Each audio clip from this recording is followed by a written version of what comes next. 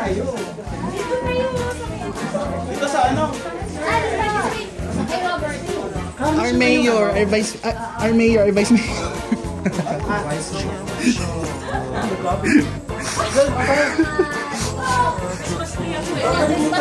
Basta wait guys, naman picture daw muna kasi si Rob. Hindi happy, kailangan niya umalis. Tara, let's go. Sabi din ang heardable. Ayan, the right church, pagpapagamit ng iyong tahanan. Yung humble house. Yeah. At sorry po sa mga kapitbahay ko, pasensya na kayo lang. Hanggang sa na kami dito. Tayo lang ba? Okay lang. People around us, especially yung mga tinuring namin ng mga kaibigan talaga for the longest time, iniwan kami. Hugot? Oo, yun. Hugot yan. Char, kaniyak ka pa. Naiyak ako. Ikaw na yung pangalawa sa akin. Ay, di pala ako siya.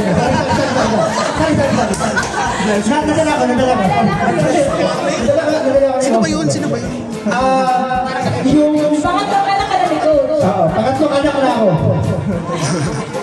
Nung time na we're looking for people na will accept us during that time. Kasi nawala kami sa work. 15 years ako sa work, 10 years ako sa work. Umalis kami ng previous work namin. And then sabi kami, yung mga people doon sa community na kung saan kami dito, iniwan kami. So, Di ba tayo naiwan?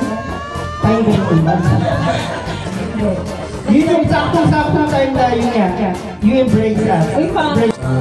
Ako ay mahilig sa inyo party na ito. Sa magpakilala, kailangan kong papalarin sa inyong kamay. Kayo po ang magdidesisyon sa dating pangalalan. Mas kilala niyo po siguro yung Ricky. Kasi yan po ang huling nanungkulan sa akin. Kasi po ako ay 1988 pa. Nagsimula maglingkod sa ating bayan. Sa bata pa kayo noon, hindi pa yung mga butan. 1988 po, nagsimula maging konsyal. 1992, pinalap muling makapaglingkod ng konsyal. Dalawang